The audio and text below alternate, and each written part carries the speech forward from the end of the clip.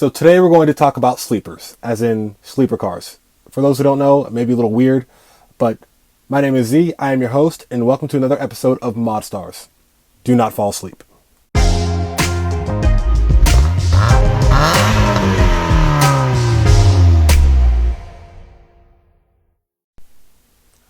For those who are tuning in for the first time, welcome. For those who are not, welcome back. And if you haven't listened to the first two episodes, we highly recommend you go listen to those first. Episode 1, How to Buy a Good Car. Episode 2, 5 Easy Mods You Can Do to Your Car. And the goal of this brand, of this podcast, of Starz, is to, for those who don't know, you're probably wondering what in the world is a sleeper car? So a sleeper is a vehicle, whether it's a car, truck, minivan, whatever, that looks like it did off the showroom floor, just a regular car on the outside. It's a wolf in sheep's clothing, if you would. So looks like a regular, boring old car, and on the inside, underneath the hood, it's completely modified. It's built to be fast, and of course, that's all relative to who and what you're racing. But that's the main goal behind it. On the outside, all plain Jane, regular looking, original, and underneath, race car. There's quite a few videos that, claim that certain cars are sleepers, and then there's some giveaways that show they're obviously not. Like if you have, if you have a pickup truck, for example, but there's race slicks on the back. Well, for those who know what those tires look like, are radials, E.T. Mickey Thompson's, pretty much a street slick. You know what you're looking at, and that's your giveaway right there. There's actually a Netflix show. What is it called? Fast Car, where they're supposed to take exotic cars racing sleepers. And funny thing is, the majority of the cars on the show that are quote unquote sleepers aren't. They're full blown race cars. You can tell from a mile away. But true sleepers, and I'm not knocking these guys. The cars are awesome. All of them are. Period. But to have a really good sleeper, it just looks super factory, very unassuming. Not many dead giveaways unless you know what you're looking for. It's kind of hard to tell.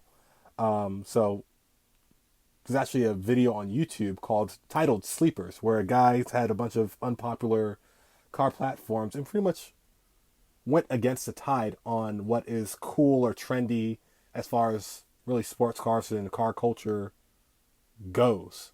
So things that probably retired people or maybe your grandparents drive, like a Pontiac Lumina or old Ford Taurus, or a personal favorite of mine, the Pontiac 3800 series. In his case, the guy has a Buick Regal, but it was supercharged as well, and he took advantage of that.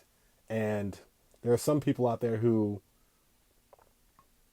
take these unpopular platforms, and it's just the best thing since sliced bread. You have something that has great potential, and there's enough aftermarket for it to where you can achieve goals, have great performance out of the cars, and it doesn't cost an arm and a leg to do so.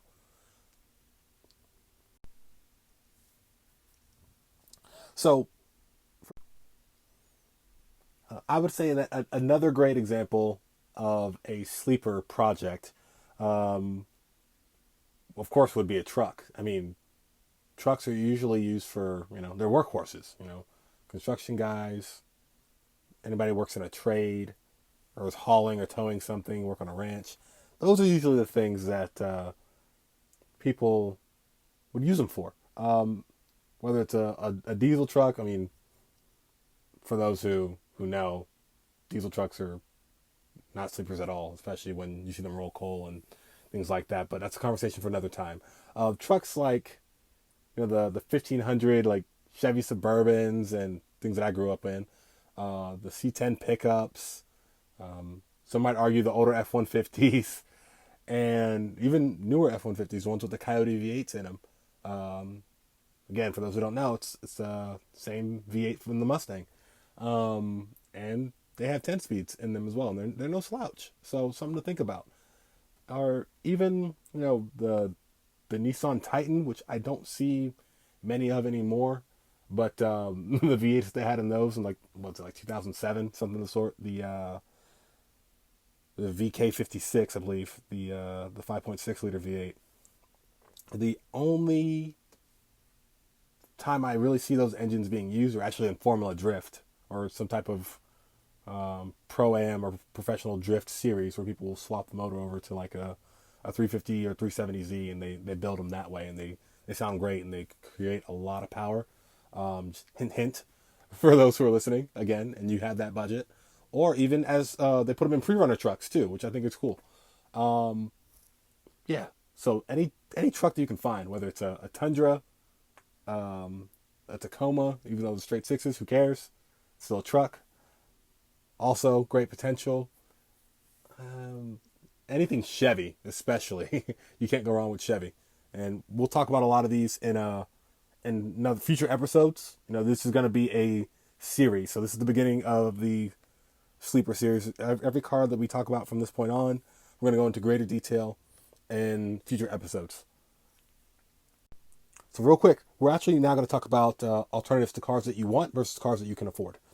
For some, especially if you're a high school or a college kid, or you're just on a budget and a lot of things don't really matter to you in that sense. There are a lot of great alternatives to things like Mustangs, Camaros, and potentially even Corvettes, believe it or not.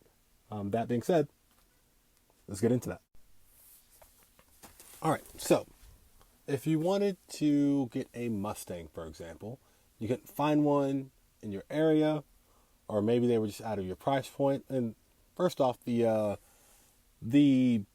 Mustangs with the 4.6 liter V8s, the ones that make around 190, 200 horsepower back in the day, the late 90s, early 2000 models, they're plentiful. But again, if you wanted something different, maybe something a little bit more space, you still wanted the motor, you have two options. You have the Mercury Cougar XR7, I believe is the 4.6 liter V8. It's a 1994 to 97. Again, 4.6 liter V8, about 205 horsepower. I believe it's the same motor as the Mustang. And you can find those for, you can find them for like $4,000 running.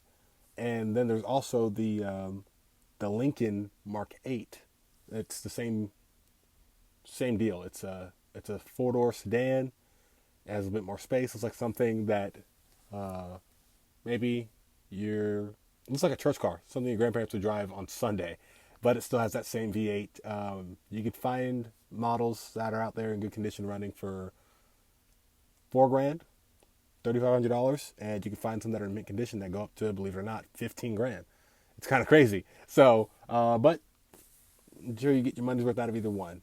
So if you're in the market for a Ford V8 and you don't want a Mustang, but you want the aftermarket availability of a Mustang or the support for it out there, it's definitely there. Ford's been around for a while. Mustangs are very popular. That engine's very popular. That is a good alternative to the Mustang. And who knows? Do your research. Maybe you can find some parts that are interchangeable between them. I won't reveal anything. I won't say anything. I don't have one myself, but I do understand the potential that it has. So if you're interested, highly recommend you take a look at that. And if not, then the 3800 series. Now let's move on to another. So trucks and SUVs, technically, these are my top two. I would say easily it's the Chevy Silverado SS and the Trailblazer SS. Just do a quick YouTube search. Honestly, a lot of dig races. It's crazy. I mean, even with the SRT8 Jeep is another one, and the Trackhawk now, even though those are known to have a lot of potential and perform very well, I think that budget-wise, or I'm not going to say budget, but a bit more affordable side, you can find a Silverado SS for around $8,000 or so, up to about $15,000, and then for the the Trailblazer SS, it's about $15,000 as well. But LS Motors, all-wheel drive, Silverado, some of them are rear-wheel drive, doesn't matter. It's all GM V8s, kind of LS-based platforms. And again, LS Motors are just, it seems to be a better answer than Miatas, honestly. You can't go wrong with them.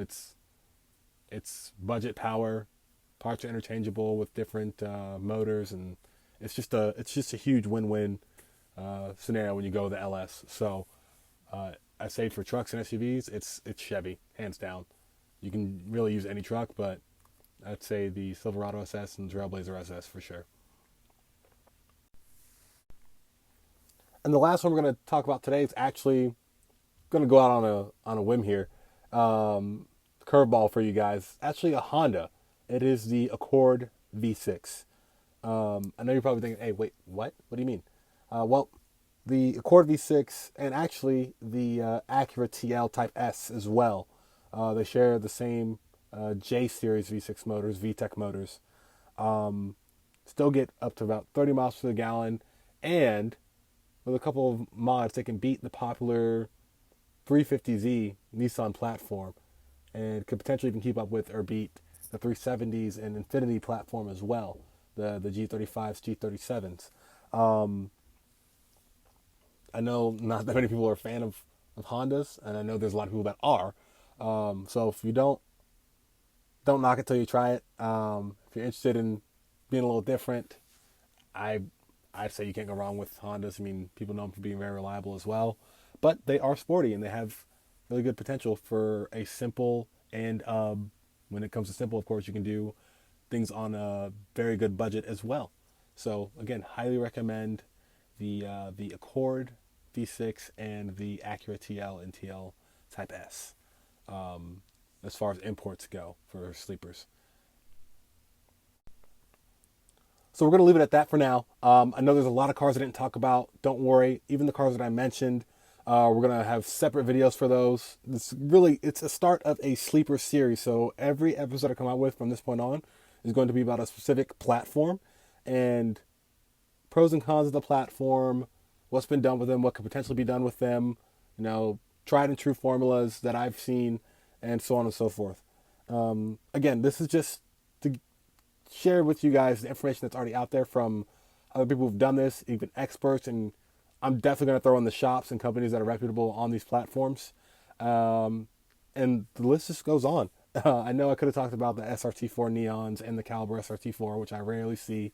I could have talked about the early 2000s Cadillac CTS-V with the LS motor in it before they were supercharged. I could talk about the supercharged Cadillac CTS-Vs, the ATS-V, the CT6, which is a true sleeper on that one, but we'll talk about that later. The list just goes on and on and on. So if there's a car that you guys really want me to talk about, please comment it. I'm definitely going to read them. I'll get back to you guys. I'll make the videos. It's not a problem at all. I really hope that this got your brain going a little bit and got you a little excited about the possibilities that you can have with just about any vehicle, something that you may not even have considered. No, just because it's in Need for Speed or Fast and Furious, it does not mean those are the only vehicles that are out there they can do anything with. I